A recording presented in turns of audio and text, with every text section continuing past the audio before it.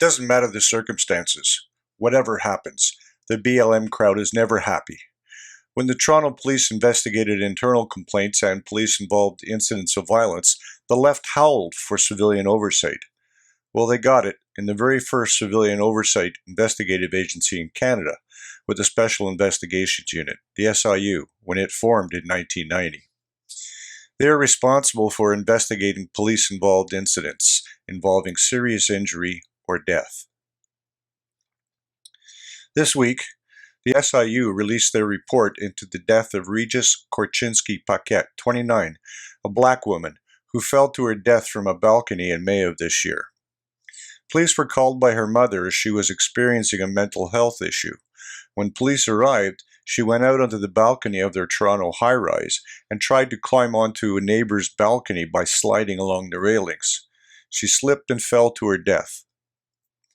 Because the police were at the apartment at the time, the SIU were called and investigated and determined that police action had no link to the troubled woman's death, save and except showing up to respond to the mother's call. Yet, the founder of Toronto Black Lives Matter, Rodney DeVerlis, called for the defunding of the SIU. Ridiculous. It seems no matter what they are given, no matter what concessions, from the NBA screening Black Lives Matter on their basketball courts and the players wearing whatever social messaging they want on their jerseys, to the NHL postponing playoff games. On Sunday, Jacob Blake was shot by police in the relatively small city of Kenosha, Wisconsin. The police were called by his ex because he accosted her at her home when he had a court order to prevent him from doing that. She called 911. The police responded and, as they do when they have specific information, queried his name on their database and discovered he was wanted as well for a felony warrant involving a sexual assault and breaching a court order not to go near his ex-fiancée. In May, she was in her bed with one of her 2 children when Blake broke in and sexually assaulted her. He was charged with a 3rd-degree felony sexual assault under Wisconsin law, and a warrant was ultimately issued for his arrest. When the police showed up and tried to arrest Blake, he resisted and fought with them. There is a video of him scrapping with police on the sidewalk as they struggled to control him. He is ultimately tasered by both responding officers, which had no effect at all. Blake then moved around the vehicle to the driver's door as the police, with weapons drawn, ordered him to stop. One of the officers grabs his shirt as Blake bends over in what appears to be an attempt to retrieve something from the floor by the driver's seat. The officer then fired 7 shots, which strike Blake in the back. Follow-up investigators from the Wisconsin DOJ found a knife on the floor by the driver's seat.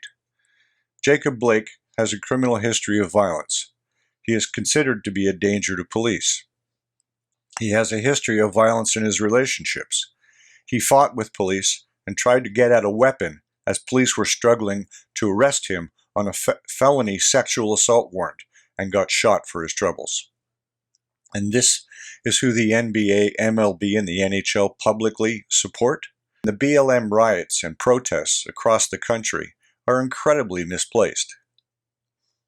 Last night, following the president's speech accepting his nomination at the Republican National Convention, guests at the White House were subjected to verbal and physical abuse by BLM for the sin of being at the RNC. BLM is a left-wing collection of anarchists and Marxists and do not stand for black lives. They are thugs and bullies. BLM wants you to believe that every death of a black person in which police were involved in some way, shape, or form is somehow the result of systemic racism of the police. That's nonsense. The police see people through the lens of good guy or bad guy. Their response is directly related to that. Race has absolutely nothing to do with it. In the case of Regis Korchinski-Paquet, the SIU investigation established that police had absolutely nothing to do with her death, which is totally correct. Only an idiot could possibly conclude otherwise. Speaking of which, NDP leader Jagmeet Singh jumped on the BLM bandwagon, seemingly without actually reading the SIU report.